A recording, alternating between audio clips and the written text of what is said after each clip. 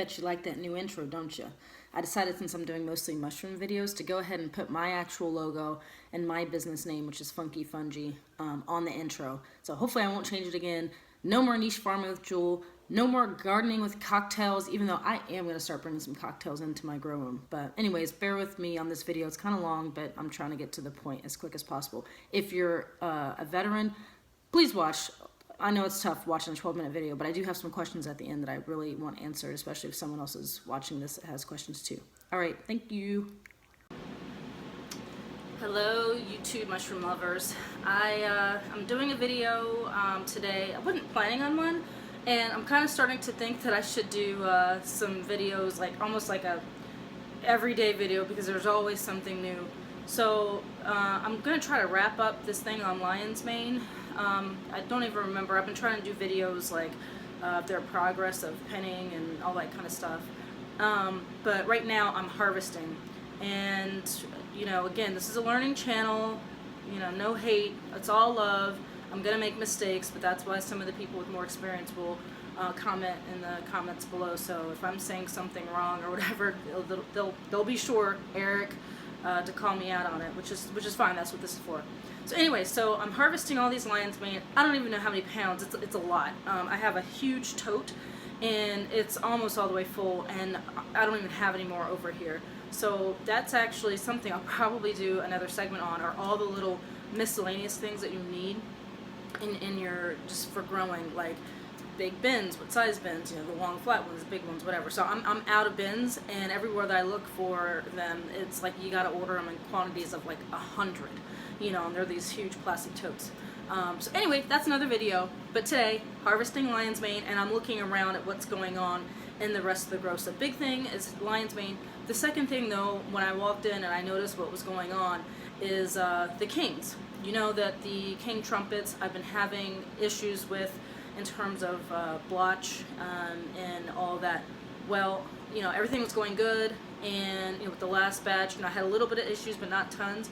Well, I come in there today, and I only have a few bags, but they are like blotched the hell out. Okay, I just totally made that up, but you know what I mean. They're like all brown, and they were fine like a couple of days ago. I've even been spraying them with, I think, like 100 parts per million solution with bleach in it, just a light misting. They don't like to be wet, that's for sure. Just a light misting is supposed to be able to help with the blotch. But I'm going to tell you why I have the blotch right now.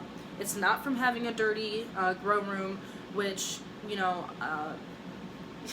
one of my mentors is like, oh, they don't like it to be in a dirty grow room. And I'm sure that's probably true. I mean, what would want to grow in a dirty room? My grow room, though, is not dirty, especially not now, not in the least. If anything, I've been told from other growers that I'm almost over cleaning. I mean, I was cleaning to the point where I was cleaning like every other day. So it's not that, especially when I was having all those spores. I had so many spores, so I've been like kind of cleaning, keeping up with the spores, and most importantly with the spores, I've been harvesting much sooner. I'm not letting them grow as big.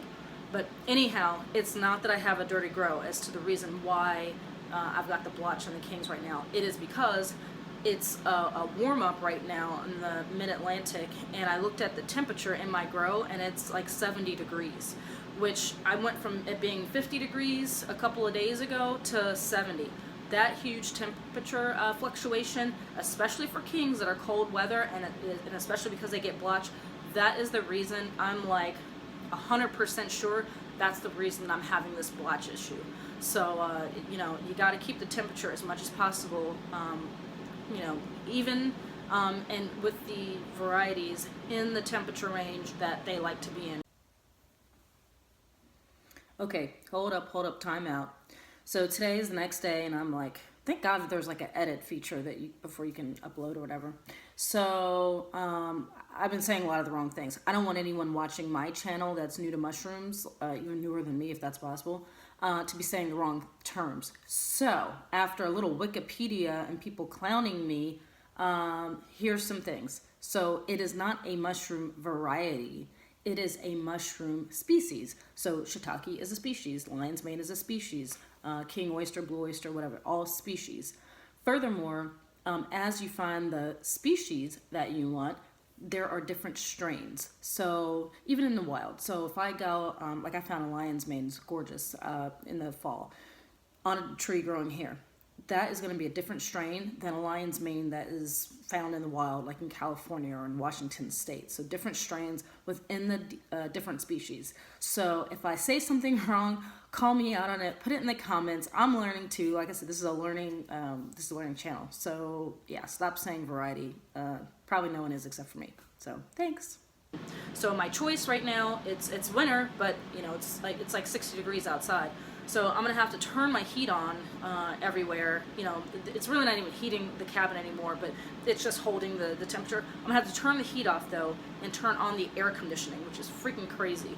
But I'm gonna have to do that because I do have some more kings that are just about to start to pin, and I don't want that to happen to them because I got like, I don't know, 15 or 20 bags or something like that. So I'm gonna have to chuck out the ones that I have in there now, and then try to get the temperature under control.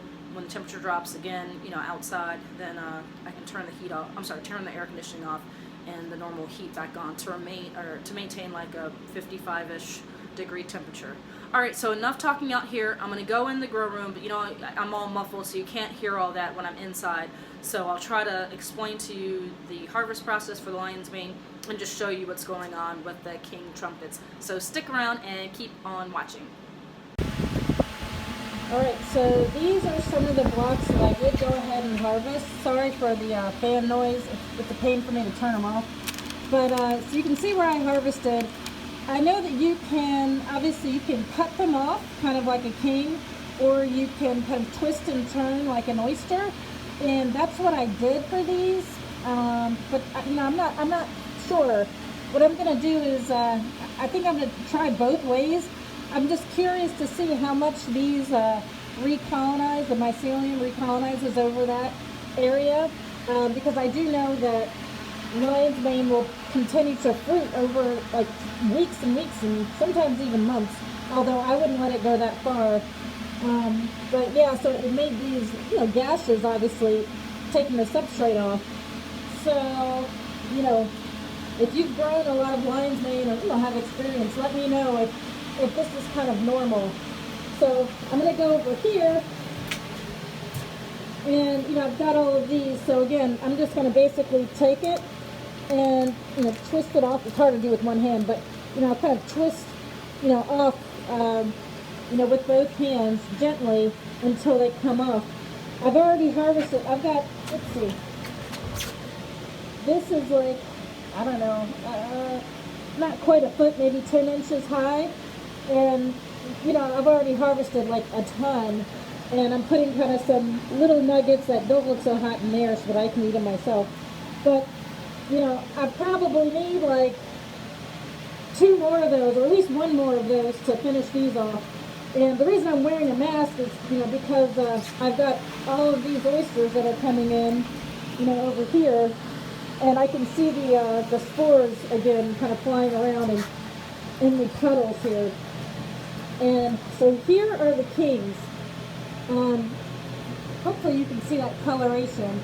But yeah, it's a lot of rust going on. You know, it's just not looking so hot. The other reason why, you can see all that like kind of rusty, and in the back here, that right there is like total blotch.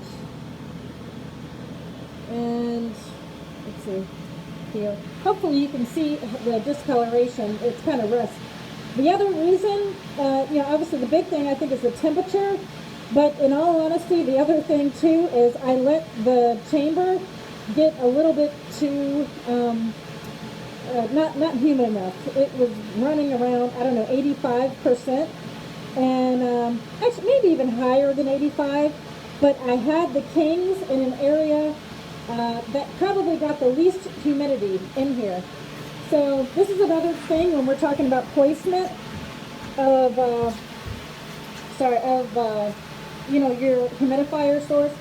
So that's my humidifier, right? And I've got fans that are kind of blowing down onto it. I got 2 there, and then 1 there that's kind of turning it up and kind of pushing it out towards me. Because then I've got my exhaust fan way over here in the other corner down there. So my stupid self, I put just because of a space issue, I don't know, I wasn't thinking, and I had the kings down here on these lower shelves. And that's like literally the least. I was thinking like, oh, they're right here, they're really close. But the fans are kind of, again, they're like blowing down this way. So it's that side of the room that's getting most of the fog, if you see.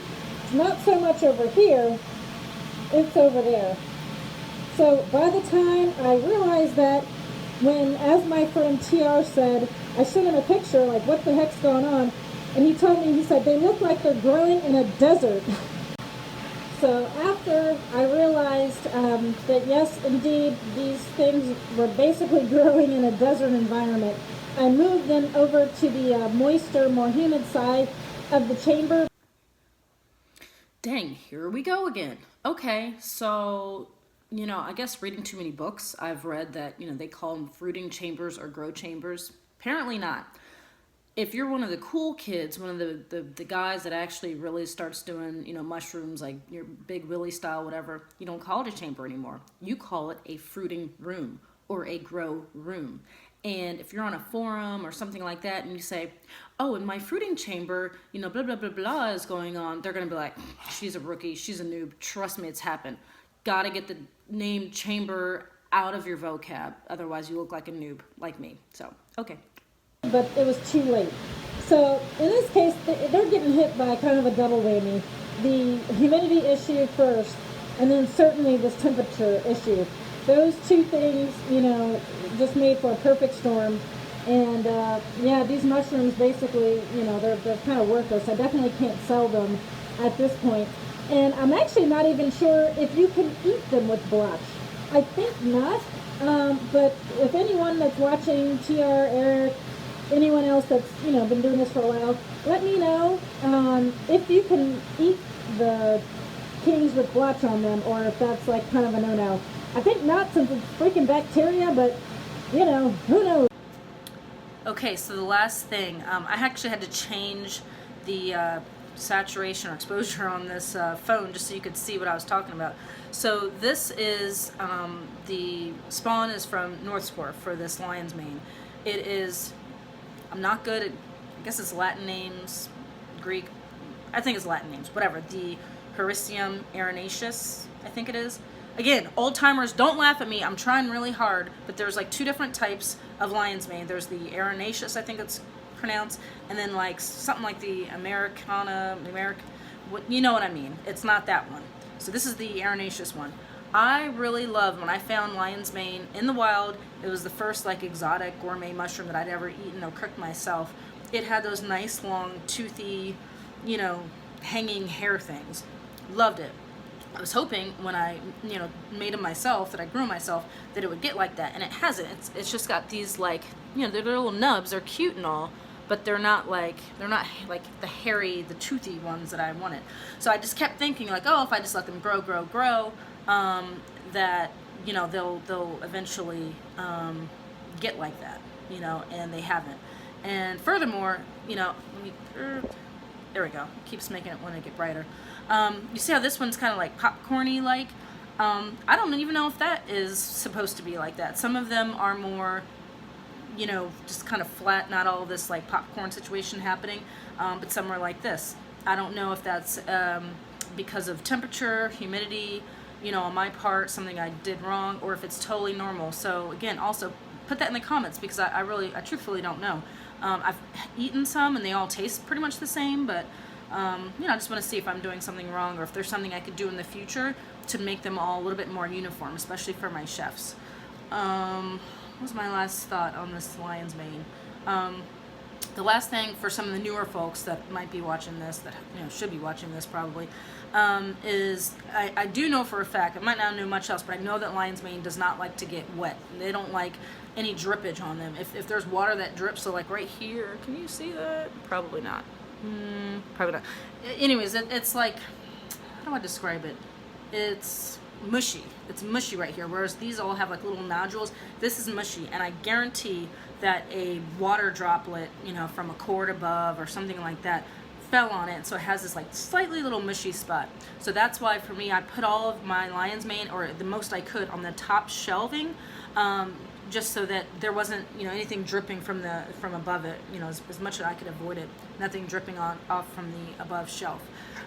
So I do know that, but yeah, let me know about the toothy hairs and all that, because I can't let these stay anymore. They're fully, you know, matured, and they're starting to kind of look like I definitely need to harvest them. So okay, cool.